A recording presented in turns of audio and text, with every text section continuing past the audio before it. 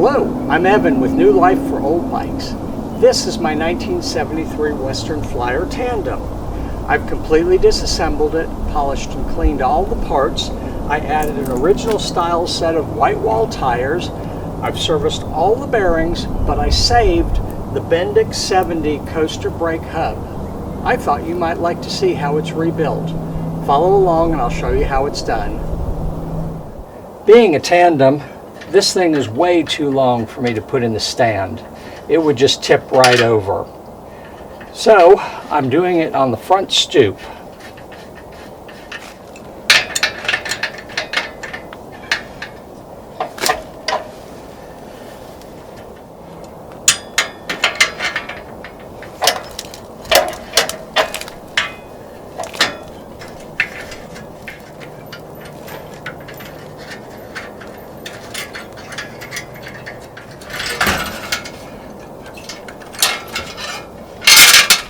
Although I'm working on a Bendix 70 hub, if you have a model 76 or one of the red bands or the original, they'll be almost identical to this.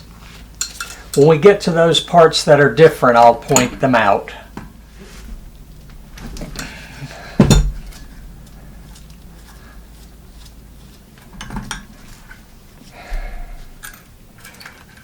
By the way, it's a whole lot easier to loosen the non-drive side while the wheel is all put together.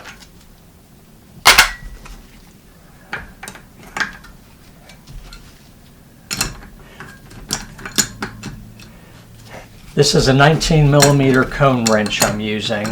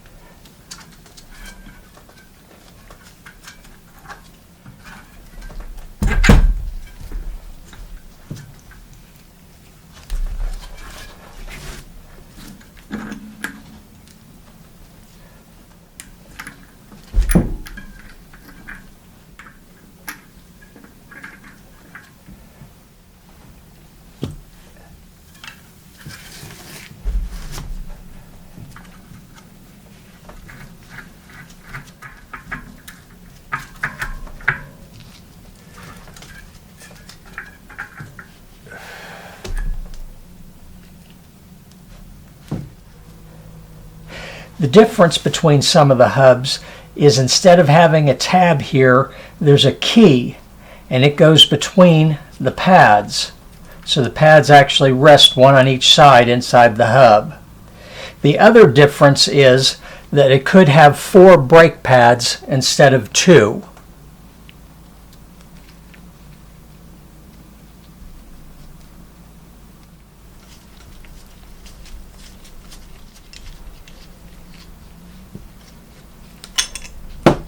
In a perfect world, this cover, as well as the bearings underneath it, would simply slide off. However, the crusty 52-year-old grease prevented that. So I took a screwdriver and very gently pried it off.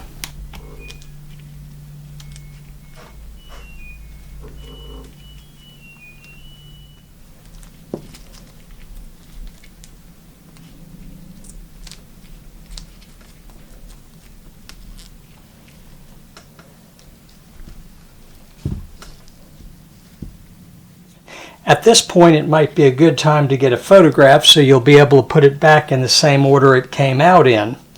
The other thing is, if you're concerned about that, you could clean up one piece at a time and keep it in order.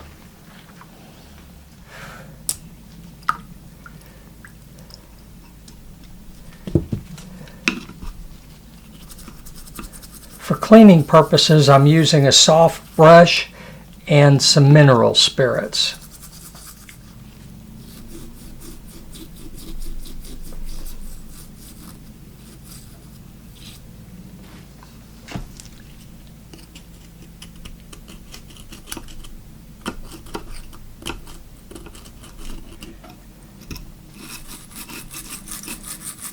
I ultimately ended up using a brass brush on some of the parts as they were so crusty.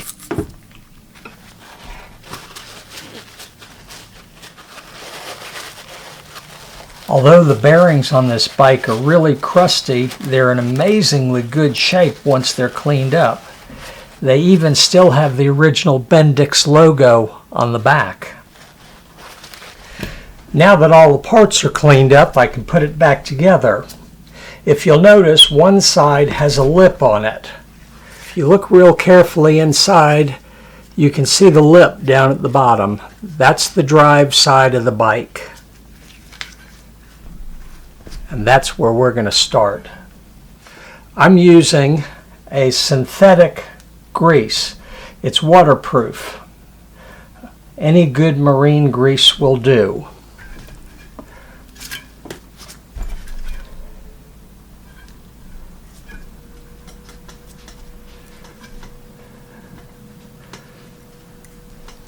Make sure you coat the inside of the braking surface with grease as well. Oops. All the bearings will have the lettering on the back of them facing out.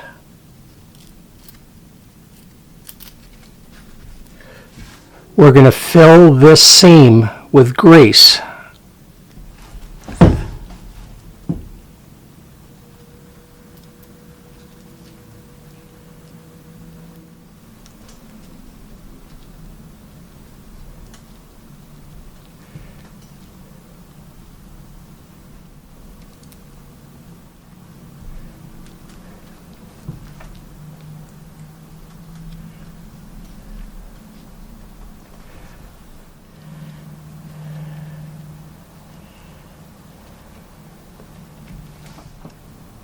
Now I want you to notice these tabs right here are going to go on the inside.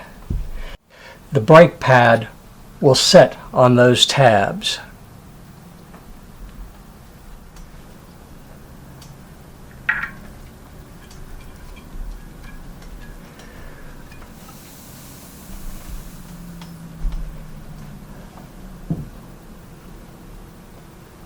Tabs up.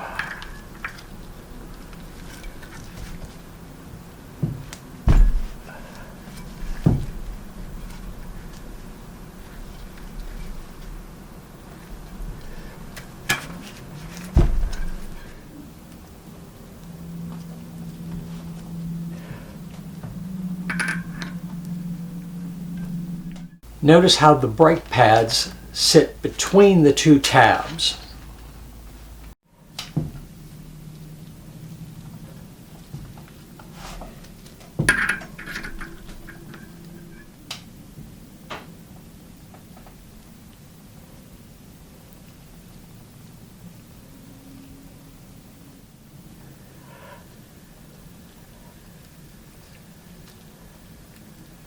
The back side of the bearing with the lettering goes out. It's amazing how much easier that went on there than it came off.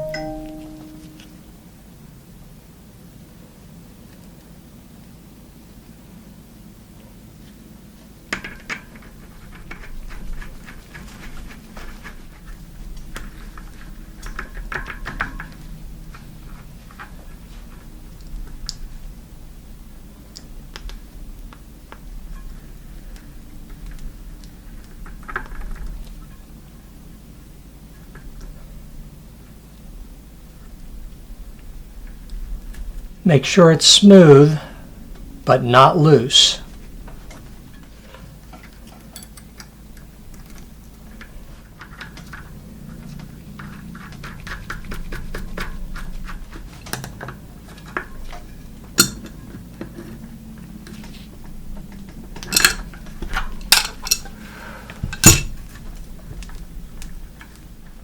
It's barely visible, but you see the Bendix logo?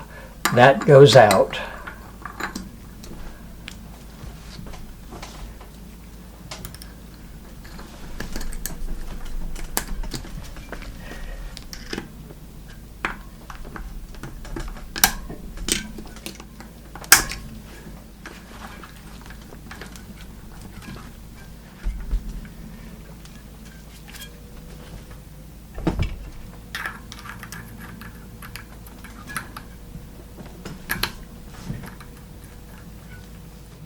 The Bendix logo goes out.